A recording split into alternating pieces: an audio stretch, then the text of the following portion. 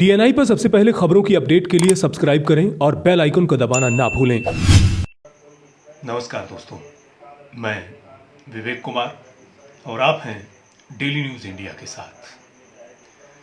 दोस्तों, पिछले काफ़ी दिनों से हमारे एक मित्र हमसे अनुरोध कर रहे हैं कि हम अपने इस चैनल पर कहानियों की शुरुआत करें।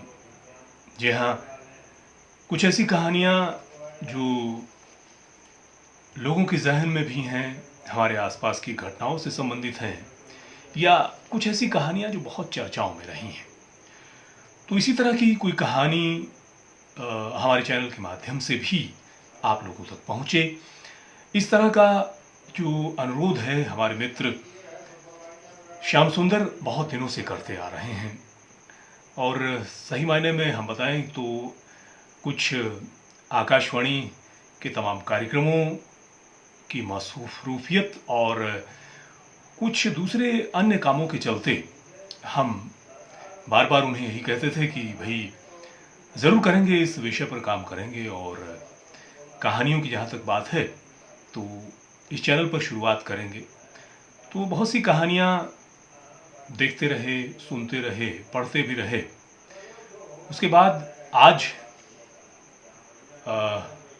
उन्होंने काफ़ी जो है अनुरोध किया और बार बार यही कहते रहे कि भाई पहले 2 बार हमने कहानी सुनाई है किसी दूसरे प्लेटफॉर्म के माध्यम से, आप शुरुआत करें।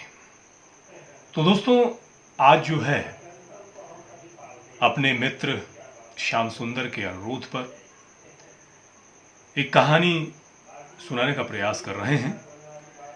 कहानी नई नहीं है, किसी दौर में बड़ी चर्चाओं में रही है और आज भी इस कहानी को लेकर के लोगों में जिज्ञासा बनी रहती है।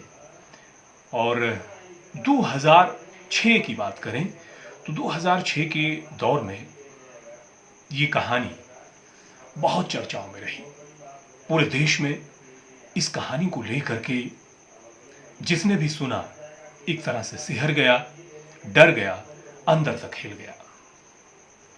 जिसने भी इस मसले को सुना, जाना, पढ़ा, वो यही सोचने लगा कि क्या इंसान के अंदर इस तरह की भी शख्सियतें हो सकती हैं। इस कहानी को सुनने के बाद, पढ़ने के बाद, जब ये 2006 के दौरान तमाम समाचार पत्रों, न्यूज़ चैनलों के माध्यम से चर्चा में आई तो लोगों की जिज्ञासा और बढ़ती चली गई। और मनुष्य किस प्रकार से घृणित कृत्य के तमाम सोपानों को पार कर सकता है, कितनी गहराई और कितने गर्त तक जा सकता है, ये कहानी दर्शाती है। जी हाँ दोस्तों, ज़्यादा लंबी बातचीत ना करते हुए हम आपको बताएं कि ये वो कहानी है जो उत्तर प्रदेश के नोएडा क्षेत्र, नोएडा के सेक्टर 31 के साथ गांव निठारी की कहानी है। अब जब निठारी का नाम आया है तो जाहिर सी बात है कि हमारे तमाम जो दर्शक हैं, जो देख रहे हैं, वो तुरंत समझ गए होंगे कि ये कहानी निठारी कांड को लेकर के है। बिल्कुल आप सही समझ रहे हैं। हमने सोचा क्यों ना इसी कहानी को एक बार फिर से दोहराया जाए। डीएनआई के माध्यम से मैं आपको इसके अलग अलग पहलुओं को बताऊं। खैर, कहानियां अपने साथ बहुत सी सीख लेकर के आती हैं, बहुत सी जानकारियां अपने साथ होती हैं। और कहानियों के माध्यम से हमें ये भी समझ में आता है कि कोई भी क्राइम हो वो एकदम से घटित नहीं होता है। उसकी रूपरेखा धीरे धीरे धीरे धीरे गठित की जाती है।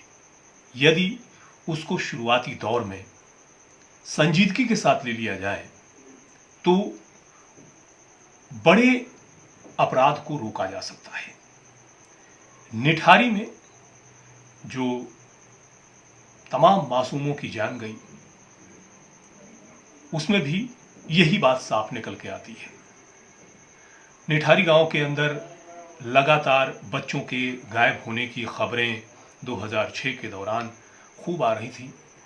हर हफ्ते में, 15 दिन में, 20 दिन में कोई ना कोई एक एफआईआर वहाँ के स्थानीय थाने में दर्ज होती थी कि साहब किसी की बच्ची गुम हो गई, किसी का बच्चा गुम हो गया। लेकिन वहाँ की पुलिस चौकी में जो तमाम तैनात पुलिसकर्मी थे, वहाँ के इंचार्ज थे, वो इसको ज़्यादा संजीदगी से नहीं लेते थे। उसका कारण ये था कि निठारी गांव कुछ पिछड़ा हुआ और वहाँ पर रहने वाले लोग ज़्यादातर गरीब तबके से थे, और गरीब तबके से होने के कारण जो पुलिस कई बार जो है मामले दर्ज भी नहीं करती थी, और अगर कर भी लिया गया तो होता यही था कि ठीक है, बच्चे कहीं घूमने गए होंगे या इधर उधर टहलते हुए चले गए होंगे, आ जाएंगे, तो ज़्यादा उसको सीरियसली नहीं लिया जा रहा था। और हम आपको बताएं कि अगर उस दौर में, शुरुआती दौर में यदि उन्हें संजीदगी से लिया गया होता तो शायद एक बड़ा जो मामला है, जो धीरे धीरे छोटे अपराधों से बड़े अपराध की तरफ बढ़ रहा था, वो शायद नहीं होता। तो दोस्तों, ये कहानी शुरू होती है सेक्टर 31 के कोठी नंबर D5 से। कोठी नंबर D5 लगातार लोगों के लिए चर्चा का विषय बनता जा रहा था, क्योंकि लोग, जो शिकायतें आती थीं कि मोहल्ले से कोई बच्चा गुम हो गया, तो आखिर में वो कहाँ देखा गया, तो ये पता चलता था कि जो कोठी नंबर D5 है, उस कोठी के आसपास बच्चे को आखिरी बार देखा गया है। उसके बाद वो बच्चा कभी नहीं मिला। शक की जो सुइयां थीं वो लगातार D5 नोएडा की इस कोठी पर लोगों की जा रही थी। लोगों के आरोपों में ये लगातार कोठी पर लोग उंगलियां उठा रहे थे, लेकिन ये कोठी किसी आम आदमी की नहीं थी, एक रईस व्यक्ति की, पैसों की ताकत जिस व्यक्ति के पास है, तो जल्दी उस पर हाथ डालने से पहले काफ़ी सोचना पड़ता है, और जब तक कोई पुख्ता सबूत ना हो तो कोई कार्रवाई नहीं होती है। हम आपको बताएं कि ये जो कोठी सेक्टर 31 की, इस कोठी के मालिक मनिंदर सिंह पंडेर, जो जाने माने पैसे वाली और पूंजीपति पार्टी, और इस कोठी में उनके साथ एक शख्स जो रहता है, वो खाना बनाने का काम करता है, एक तरह से उनका रसोइया, उनकी पूरी देखभाल करने के लिए। वो व्यक्ति सुरेंद्र कोली। सुरेंद्र कोली उत्तराखंड का रहने वाला, अकेला यहाँ कोठी में अपने मालिक के साथ रहता है। मालिक मनिंदर सिंह पंडेर, जो अमूमन इस कोठी में नहीं रहते हैं, कभी कभी उनका आना जाना होता है, 15 दिन में, महीने में कुछ दिन वो बिताते हैं यहाँ पर। बाकी इस कोठी की देखभाल, इस कोठी में रहना, ये सब काम सुरेंद्र कोली का।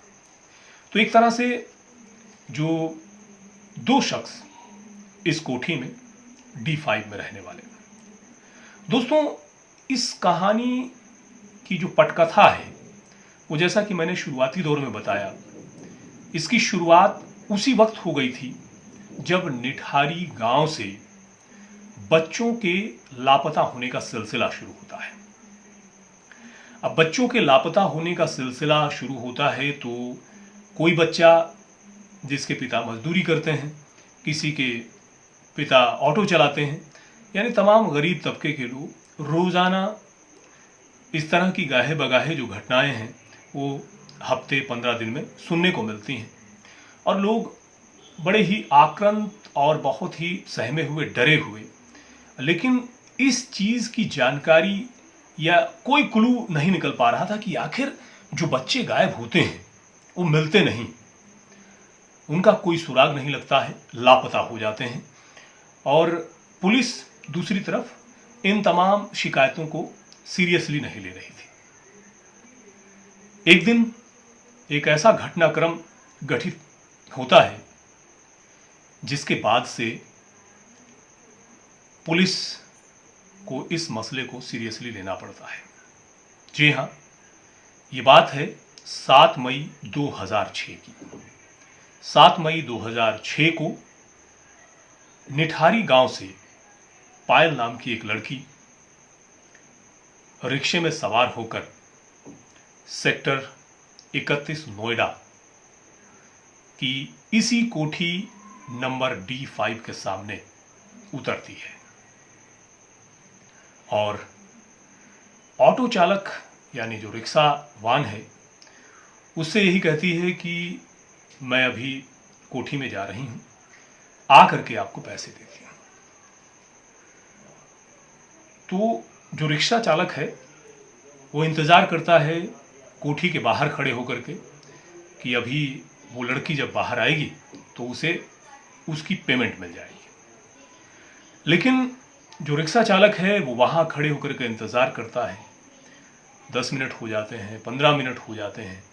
जब उसको लगता है कि काफी देर हो गई है, उसके बाद रिक्शा खड़ा करके वो कोठी की तरफ बढ़ता है। कोठी के आसपास का तमाम क्षेत्र सुनसान और कोई भी हलचल नजर नहीं आती है। जब वो कोठी की डोल बेल बजाता है तो अंदर से एक व्यक्ति निकल के आता है। वो पूछता है, हाँ जी बताइए।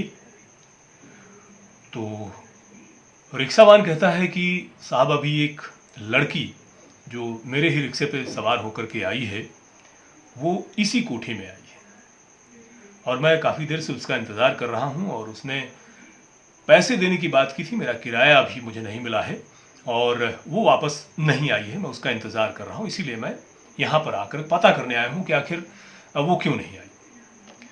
तो जो शख्स बाहर आया था उसने कहा, बिल्कुल यहाँ लड़की आई थी लेकिन वो लड़की चली गई है। अब वो व्यक्ति कह रहा है कि लड़की चली गई है। रिक्शा वाला कहता है कि साहब गेट एक है, गेट के बाहर मैं खड़ा हूं और पिछले 15 से 20 मिनट तक मैंने उसका इंतजार किया है, लड़की यहां से नहीं गई है। और वो व्यक्ति कहता, नहीं तुमने देखा नहीं होगा, लड़की यहां से चली गई है। वो जब गुस्से से और थोड़ा सा गर्म होकर के बात कहता है कि नहीं वो चली गई है, तो रिक्शा वाला भी मजबूर होकर के सोचता है कि भाई हो सकता है चली गई हो और अपना मन मार करके वो वहां से चला जाता है, उसको किराया नहीं मिलता है। लेकिन यहीं से मामला गर्म इसलिए हो जाता है क्योंकि जो लड़की पायल उस रिक्शे में सवार होकर के नोएडा सेक्टर 31 के कोठी नंबर D5 में आई है, उसकी उम्र लगभग 15 वर्ष के करीब। उसके पिता जो गरीब परिवार से जरूर, लेकिन उन्हें चिंता सताती है अपनी बेटी की कि वो आखिर घर क्यों नहीं आई। और जब उनको चिंता सताती है तो वो स्थानीय पुलिस चौकी में जाकर के रिपोर्ट दर्ज करवाते हैं। कहते हैं कि साहब हमारी लड़की जो है वो घर नहीं आई है। तो पुलिस कहती है ठीक है, हम देखते हैं, आ जाएगी, हो सकता है शाम तक कहीं गई होगी, किसी सहेली के यहाँ गई होगी, आ जाएगी। वो व्यक्ति भी अपने घर आ जाते हैं और जो पायल के पिता हैं उनका नाम नंदलाल। नंदलाल कई बार पुलिस चौकी के चक्कर लगाते हैं, बार बार कहते हैं कि बेटी नहीं आई है, आप लोग ढूंढिए, आप लोग प्रयास नहीं कर रहे हैं। तो जब ये नजर आता है कि भाई पुलिस संजीदगी से इस मामले को नहीं ले रही है, तो नंदलाल भी हार नहीं मानते हैं। पायल के पिता कोर्ट तक इस मामले को लेके जाते हैं, वहां पर अपना पक्ष रखते हैं कि इस प्रकार से उन्होंने अपने बेटी की लापता होने की शिकायत दर्ज करवाई है, लेकिन पुलिस इसे संजीदगी से नहीं ले रही है और अभी तक उनकी बेटी को ढूंढ कर नहीं निकाला गया है। फिर कोर्ट से पुलिस को आदेश जाता है। जब कोर्ट से आदेश मिलता है तो पुलिस हरकत में आती है और खोजबीन का सिलसिला शुरू होता है। खोजबीन का सिलसिला शुरू होता है। पुलिस जा करके ढूंढने का प्रयास करती है, लेकिन इसके बावजूद कोई जानकारी नहीं मिल पाती है। इधर पायल के पिता नंदलाल कोर्ट से उन्होंने ये दबाव तो जरूर बनवा लिया कि पुलिस इस मसले को लेकर के संजीदगी से काम करे, लेकिन वो अपने स्तर पर भी अपनी बेटी को तलाशने की पूरी कोशिश करते हैं। बार बार आसपास के लोगों से पूछताछ की जाती है। वो जब उन्हें पता चलता है कि उनकी बेटी एक रिक्शे में सवार होकर के सेक्टर 31 नोएडा के D5 के पास तक गई है, तो कौन रिक्शे वाला उसे लेकर गया था, इसकी तलाश शुरू होती है। और तलाश करते करते, इधर उधर से पूछते पाछते नंदलाल इस चीज में कामयाब हो जाते हैं। वो ढूंढ निकालते हैं उस रिक्शा वाले को जिस पर सवार होकर के नंदलाल की बेटी पायल 7 मई 2006 को सेक्टर 31 गई थी। रिक्शावान बताता है कि वो पायल को अपने रिक्शे में लेकर के आया है और सेक्टर 31 की कोठी नंबर D5 के सामने उसे उतारता है। काफी देर तक इंतजार करता है, लेकिन जब वो लड़की बाहर नहीं आती है तो वो जा करके वहां पता करता है, तो वहां से भी यही मिलता है कि लड़की यहां जा चुकी है। इस बात की जब जानकारी रिक्शे वाले से नंदलाल को मिलती है तो वो पुलिस को भी बताता है। फिर बार बार जो शक की सुई है वो जाकर के वहीं खत्म होती है, सेक्टर 31 नोएडा D5 कोठी नंबर पर। अब पुलिस पर दबाव और कोर्ट का दबाव, यहां नंदलाल के प्रयास से जब पुलिस हरकत में आती है तो जो निठारी गांव के अन्य लोग होते हैं जिनके बच्चे पिछले लंबे अरसे से गुम जरूर हुए हैं, लापता जरूर हुए हैं, लेकिन वो मिले नहीं हैं, उन्हें भी हौसला मिलता है और वो सोचते हैं कि जिस प्रकार से नंदलाल की बेटी को तलाश किया जा रहा है पुलिस की तरफ से, वो दोबारा से पुलिस पर दबाव बनाना शुरू करते हैं। उनमें से रोजाना लोगों के आने जाने का सिलसिला शुरू हो जाता है पुलिस चौकी, जो लोग पीड़ित हैं अपने बच्चों की तलाश कर रहे हैं। इस प्रकार से पुलिस पूरी तरह से हरकत में आ जाती है और बार बार जब कोठी नंबर D5 का जिक्र होता है तो आखिरकार पुलिस यहां दबिश देती है। तलाश का सिलसिला शुरू होता है। कोठी के मालिक मनिंदर सिंह पंडेर और उनका सेवादार सुरेंद्र कोली, ये दो लोग कोठी में मिलते हैं। कोठी की तलाश शुरू की जाती है। पुलिस कोठी के चप्पे चप्पे को छान मारती है, लेकिन एक भी सुराग यहां से नहीं मिलता है। निराशा के बादल नंदलाल के ऊपर भी मंडराते हैं। पुलिस भी जब खाली हाथ आती है तो वो भी निराश हो जाती है कि आखिर मामला क्या है कि लगातार शिकायतों का जो दौर है वो यहीं पर आकर रुक जा रहा है और जो कोई भी सुराग नहीं मिल पा रहा है। इसी प्रकार से जो ये जांच का सिलसिला आगे बढ़ता है और एक सुराग की बात जब आती है तो वो ऐसे ही ग्रामीण क्षेत्र के जो लोग हैं, जो निठारी के रहने वाले लोग हैं, वो भी इस मामले पर बार बार उस कोठी के आसपास लोगों की चर्चाएं शुरू हो जाती हैं। जब चर्चाओं का दौर तेज होता है तो लोग ये सोचते हैं कि आखिर ऐसा क्या है कि तमाम जो बच्चे हैं वो यहीं आकर के लापता हो जाते हैं। इसी प्रकार से एक शख्स जो उसी ग्रामीण क्षेत्र का निठारी का रहने वाला होता है, उसका भी कोई बच्चा लापता हुआ होता है, तो वो कोठी के आसपास जिस प्रकार से पुलिस तलाश कर रही होती है, तो जो सेक्टर 31 कोठी नंबर D5, एक सीरीज में तमाम कोठियां बनी हुई हैं, इनके बिल्कुल बैक साइड में यानी इनके पिछले हिस्से से एक गंदा नाला, बरसाती नाला या कहें कि जो तमाम जो अवशिष्ट पदार्थ हैं इस नाले से बहते हैं, वो बहता है। उस नाले में उसकी कोई सफाई नहीं होती कभी भी, यानी बारिश का मौसम आता है तो तेज बहाव के साथ बेशक वो साफ हो जाता हो, लेकिन वो नाला उसके पीछे से गुजरता है, उस पर किसी का ध्यान नहीं जाता। जो निठारी गांव का निवासी व्यक्ति है, पुलिस इन्वेस्टिगेशन कर रही होती है, उस दौरान ही वो कोठी के पीछे बैक साइड में जाकर के जहां नाला बह रहा है वहां जाकर के देखने का प्रयास करता है, कोशिश करता है। जब वो कोठी के पीछे पहुंचता है तो वहां एक अजीब सा नज़ारा देखने को मिलता है। वो नज़ारा कुछ इस तरह का होता है कि कोठी के पीछे गंदे नाले में कीचड़ के अंदर D5 के बिल्कुल बैक साइड में प्लास्टिक बैग, जो अलग अलग रंगों के, ज़्यादातर काले रंग के जो प्लास्टिक बैग हैं, वो बंधे हुए कीचड़ में पड़े हुए होते हैं, जिनकी तादाद काफ़ी ज़्यादा होती है।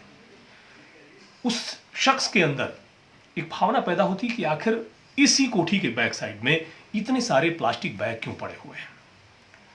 वो जब ये बात वहाँ पर एक पुलिस कर्मचारी से कहता है तो पुलिस कर्मचारी के अंदर भी ये बात जो घर कर जाती है कि आखिर ऐसा क्यों है। तो उसी व्यक्ति से वो कहता है कि जो ये प्लास्टिक बैग हैं, इनमें से एक बैग जो है किसी प्रकार से निकाल करके इसे देखा जाए तो उसमें से किसी डंडे के माध्यम से उस बैग को नाले से बाहर निकाला जाता है। एक बैग को जब खोला जाता है, उस बैग को देखने के बाद सभी आश्चर्यचकित रह जाते हैं, अचंभित रह जाते हैं। दरअसल उस बैग में मानव अंगों की अस्थियां, कुछ पार्ट्स नजर आते हैं, और जैसे ही ये पार्ट्स उसमें नजर आते हैं तो उस दौरान जो पुलिस कर्मचारी वहां मौजूद होता है तुरंत अपने उच्च अधिकारियों को इसकी जानकारी देता है, और जैसे ही उच्च अधिकारियों तक ये जानकारी पहुंचती है तो सभी सख्ते में आ जाते हैं। तुरंत वहां पर पहुंचकर तमाम जो बैग्स हैं उनको देखा जाता है, तो वहां पर जो है काफ़ी संख्या में जो है बैग होते हैं, तो उन्हें निकाल पाना सहज नहीं होता, आसान नहीं होता है। तो तमाम बैग्स को बाहर निकालने के लिए सफाई कर्मचारियों को बुलाया जाता है।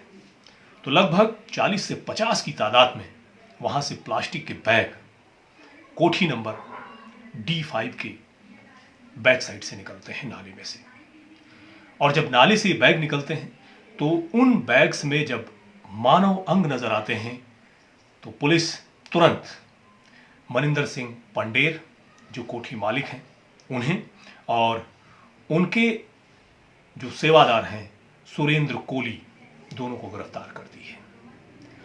दोनों को हिरासत में लिया जाता है, पूछताछ का सिलसिला शुरू होता है, लेकिन शुरुआती दौर में कुछ बहुत ज़्यादा ये बताते नहीं हैं। मनिंदर सिंह पंडेर यही कहते हैं कि वो इस कोठी में बहुत कम रहते हैं, बहुत कम आना जाना होता है, क्योंकि वो अपने परिवार को पंजाब भेज चुके हैं, अब कभी कभी ही वो इस कोठी में आते हैं, और वो नहीं जानते हैं कि आखिर ये कहाँ से हुआ।